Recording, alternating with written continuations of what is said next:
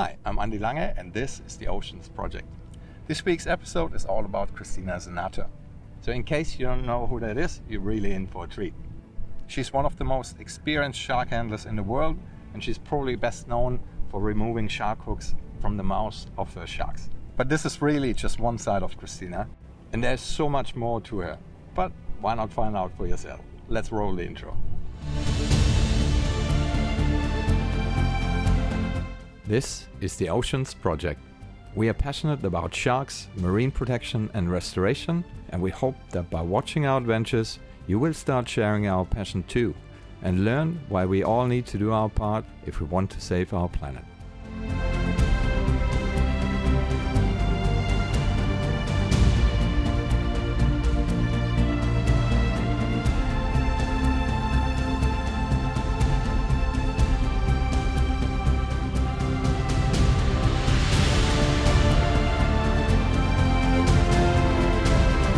It is not too late. If we all work together, our voices can no longer be ignored by the people that are responsible for all the harm and damage that has been done to our planet.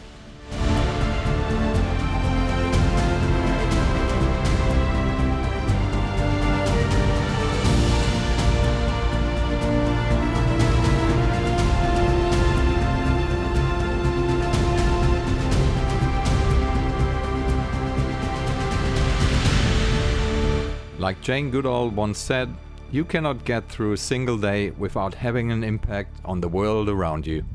What you do makes a difference, and you have to decide what kind of difference you want to make.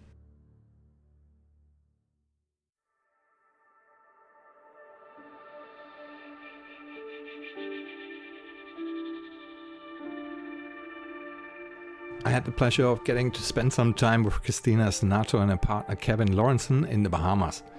She's actually living on Grand Bahama, where she's been conducting her amazing shark dives and courses for nearly 3 decades. The meeting with Christina was made possible with the help of my friend Dominic. He did all the groundwork and arranged for us to get together.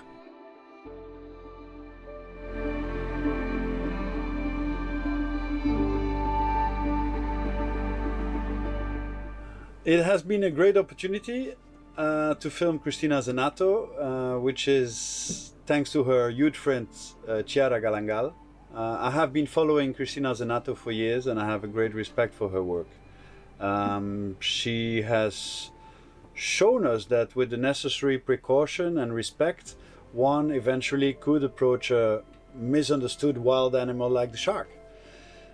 Even more importantly, I believe that on a deeper level, she has shown the world that with compassion and love, the sharks actually would allow her to take out the hooks of their mouth, because this is probably a very painful process for the shark. Cristina Zenato is also a conservationist. She is the founder of People of the Water, and there is much more to her. If you don't follow her on social media, please do, because she is also a member of the Explorers Club in New York. She's a cave dive instructor and so on. If you don't know Cristina Zenato or you don't follow her, I invite you to do so.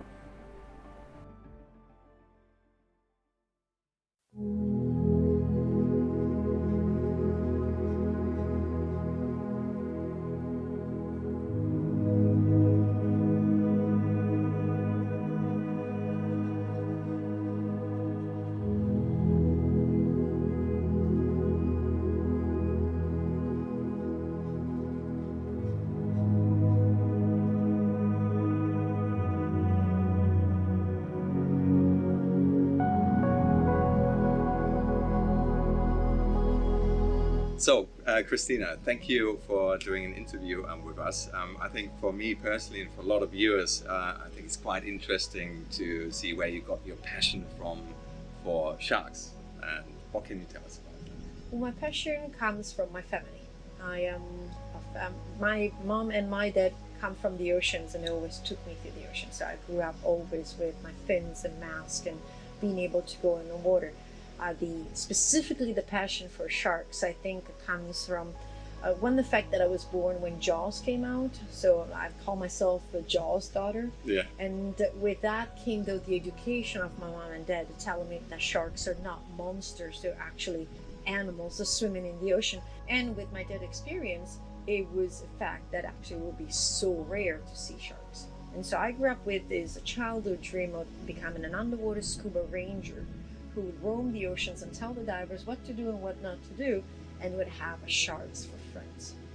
And what was the specific attraction about sharks? It could have been anything. Why the sharks? Well, I think sharks, in a certain way, as a kid, it could be like the dinosaurs. So I was fascinated by the mystery of this animal and by all the stories that you hear about these animals. And in a certain way, maybe wanting to be a little bit the unique kid that had such a feared animal as a friend. So I was fascinated both by how they were made, how they function, and then this concept of saying, well, what if I can become friends with them? So I think that was part of my connection. Furthermore, my dad always told me it's very hard to see sharks. And it's true. For many, many years, up to the moment I came here, I never had a chance to see a shark out in the wild. So, what can you tell me about the relationships between you and the sharks? Well, the relationship with me and the sharks is a specific group, right? And it's born through what I call dive site fidelity. And I think if we think about it, it's born like any other relationship. If I go on a speed date and I come out, I can't say, oh, I'm now in a relationship with this person. It's not a relationship. We just had a quick encounter. So if I plop in the water once with the sharks, I can't say, well, I have a relationship with these animals. My relationship is born in the same way a normal relationship is born. Time together, understanding, watching, in a certain way, listening. A lot of people call me the shark whisperer. I don't like being called the shark whisperer. I am the shark listener, right? In a relationship, you listen to something and you adapt to it. You don't just whisper something and magically the behavior changes. Yeah. So that is what I built with the sharks. I stood in their environment and I watched them. And I was just like, okay, what do you have to say?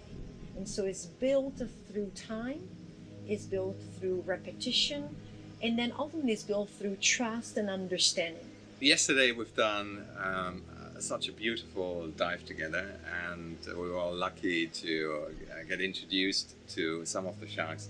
So what can you tell us about the individual sharks that we encountered yesterday? Yesterday there was a mix of some of the oldest ones that have been there, like Stompy and Grandma, which are reaching out to about 13 years since they've been on the dive site. 13, 14 is a little bit. And then some of the new ones. It was Nacho, who just showed up about 6 to 8 months ago. And we finally decided to name her Nacho. For a little notch that she has on her fin.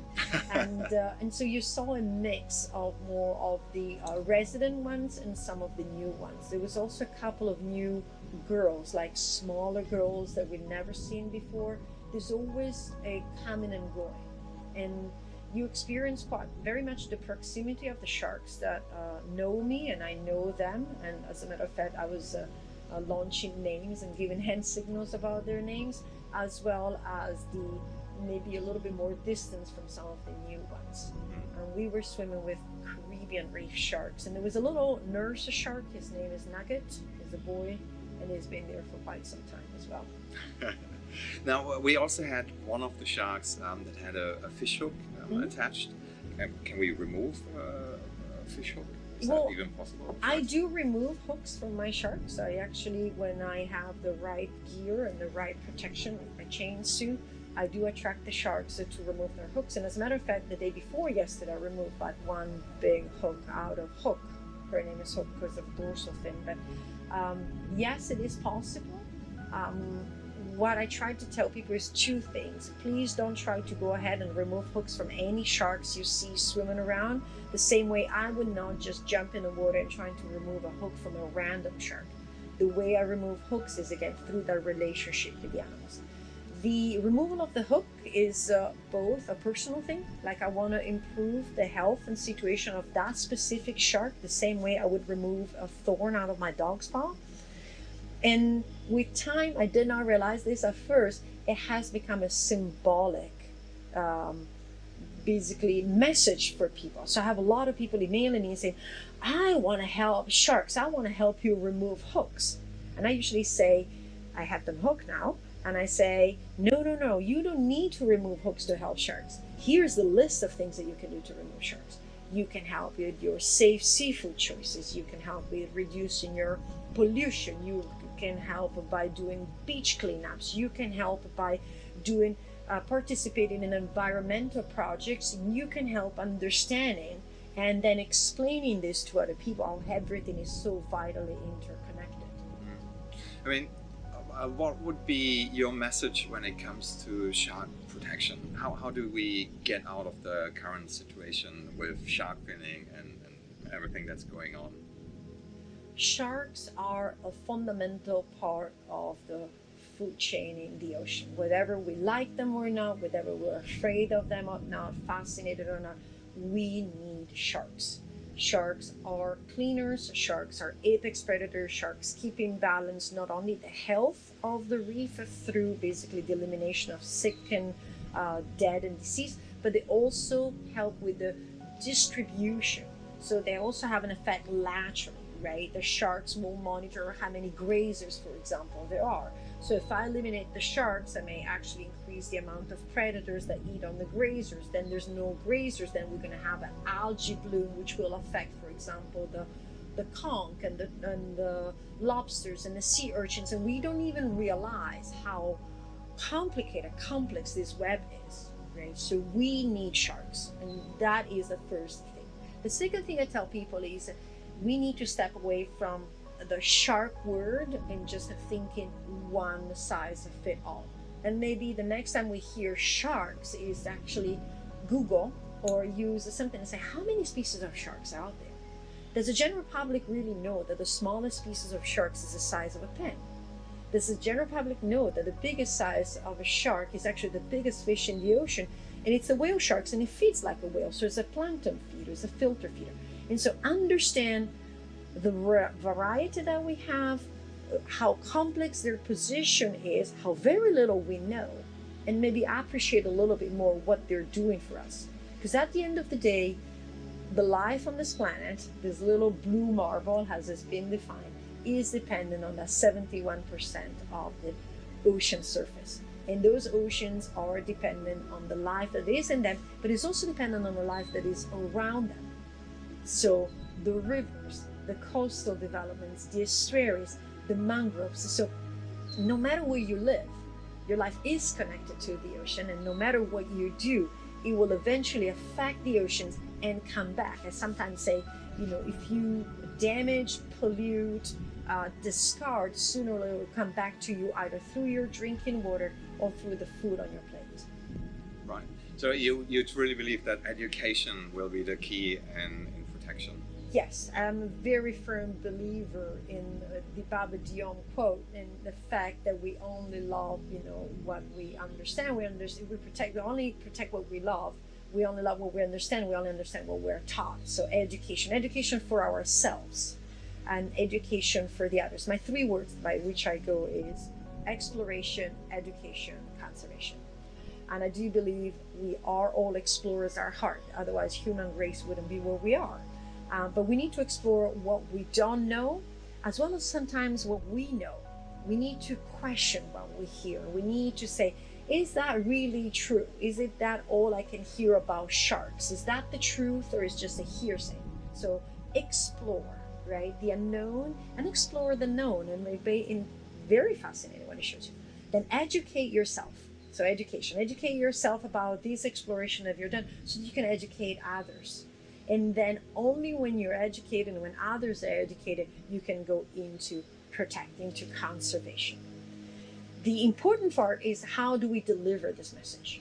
And for me, the most important part is, a good old grandma used to say that you capture more flies with honey than with vinegar. And so communications, for me, is the key of the education. How do we communicate? We need to find a way to communicate at the same level as the people that we want to refer this message to. So one of the things I've used, for example, is ambassadors, emissaries. They come here, they learn what I have to teach them, and then they go back to their country, in their own culture, in their own language, they can actually transfer that message 10 times better than if I would try to impose my message to these countries and people that I don't understand ultimately because it's not my background. So communication at that level. We also need to do communication at the level of understanding and encompassing. So going around for me and waving a finger saying, oh, doing this is wrong, wrong, wrong, wrong, and not having a behind solution will only bring up this kind of reaction from people. It's like, oh, stop waving your finger in front of my face. What can you tell us about the entire life cycle of sharks? I mean, they gotta be born somewhere. You know, there's a life cycle to it. What can you tell us? Yes, sure. We'll go back to that interconnectivity that I was talking about. And this is a generalized, right? We need to remember there are sharks that actually live out in the depth of the oceans or in the middle of the oceans. But let's talk about the sharks that we've been working with and diving with, the Caribbean reef sharks and lemon sharks and the tiger sharks that we have here in the Bahamas. Their life cycles are very dependent on the islands themselves and very much on the mangroves that we're actually like sitting within right now. Traditionally, let's say the Caribbean reef sharks and nurse sharks will mate at a certain time of the year. Usually it's in the summer. We're starting now. Yesterday we had one girl with the bite marks. It's a little bit early. I do expect to see more of the biting marks in about June, July. And the bite marks is because the male hangs on to the female with his mouth. It's nothing violent, it's just how nature designed the two. The skins of the females is really tough. So here we go into this mating dance, and then the females are pregnant for about a year. So yes, they have to survive a year in the wild carrying their babies. Caribbean reef sharks give birth to live pups, so they're viviparous. Nurse sharks lay eggs, so they're oviparous. So again, different species, different ways of giving birth. But let's say these females gestate and then they leave their youngs. There's no parental care. The youngs are left in protected areas. We know for sure nurse sharks, lemon sharks, silkies use the mangroves are a reverse cage. So the babies are left and the mangroves have like these roots coming down and the babies are allowed to swim into these areas, but the big sharks and the bigger predators, the bigger groupers, and for example, barracudas can't come in and feed on them, nor the other sharks can come in and feed on these babies. In these areas, they also find food because the mangroves are nursery grounds for other animals, from the corals through the herbivores all the way to other predators. And so as they grow and become comfortable with who they are, what they're supposed to do in nature, because they have no parental care, they also protect them. And then eventually they'll move from these areas back into the environment that they belong to, which could be the reef, a coastal area, or even sometimes further into the ocean. They'll go out there, fend out for themselves, do what sharks are supposed to do, which is primarily keep the reef and the environment healthy, till later in their lives. Caribbean reef sharks is based on size, not even age. They are big enough to reproduce and start the cycle again. And so their lives are very much connected with our lives and what we're doing to our environment on the island. Because if we were to develop everything, for example, and eliminate all these special areas like the mangroves and the bays and the rivers, chances are we would also eliminate these special places where not only the sharks, but their food and the food of their food and the corals actually have a chance to be born and grow and then spread into further parts. And again, all of that will affect our livelihoods, right? Because we're an island nation, for example, in the Bahamas, but a lot of places which are dependent on conch, lobsters, grouper fishing. And so if we eliminate, it's like a Jenga, if you eliminate the wrong blocks, everything will kind of like collapse. And what are the actual roles of sharks in the open? They have a very specific role, and I would like the viewers to understand how important they are for the health of an entire ecosystem. What can you tell us about So sharks are primarily defined as apex predators, but what we forget is sometimes we have sharks that are also mesopredators. That means we have top predators, which go on the top and basically feed their way down. We also have middle range predators that feed their way down, but also prey to other predators. And so sharks primarily fill with these two kind of roles. Depending on the species, reduce the possibility of spread of a disease. It's a very high topic right now. But also what they do is they also favor the redistribution of other animals. What does it mean? It's the same, to do an example that is very understandable, the wolves and the deers. When there's no wolves, the deers are allowed to graze everywhere in the forest. And what they do is they eat everything to the point that then is detrimental to, for example, the river, the fish that lays the eggs in the plants that the deers. When the wolf arrives, the deers have to reduce the places where they go grazing, which are the same places where they could escape in the case the wolf arrives.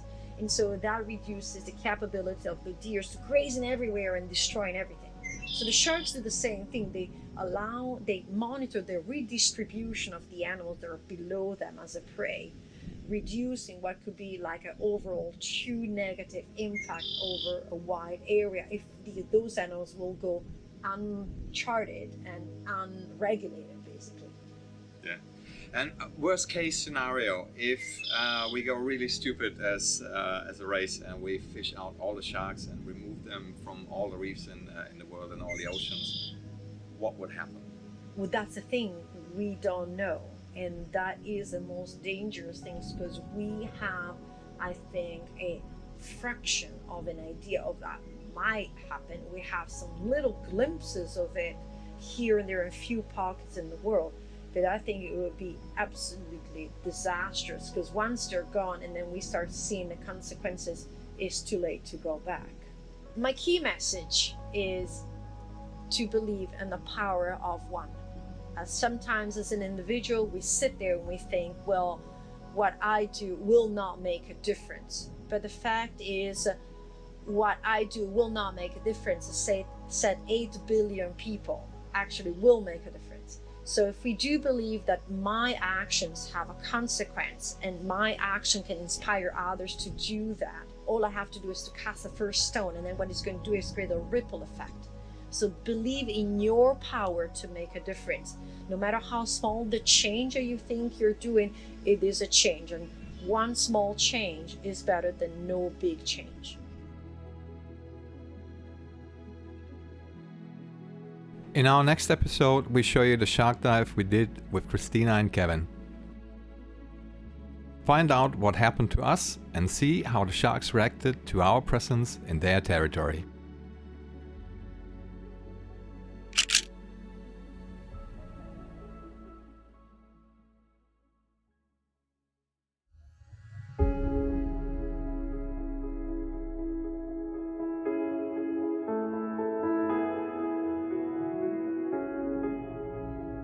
Our platform relies on the support of good people like you.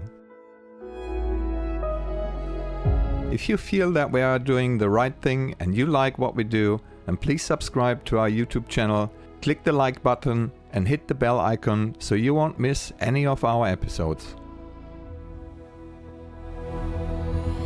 There's also the share option just below this video, where you can help us to spread our episodes to your friends and colleagues, which would help us a great deal. Please also leave your comment below and let us know what you think. We value your opinion and we will listen to what you have to say. If you want to make a really big difference and keep the Oceans project going, we would welcome your ongoing support as one of our patrons. The link to our Patreon is in the description below.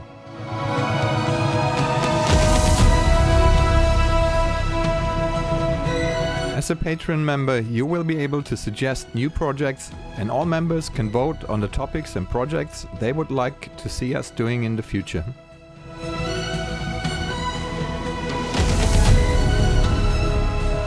Become a member of the Oceans Project and help us to make the world a better place. Together we can make a real difference. Thank you for watching, and we hope to see you back here on our channel soon.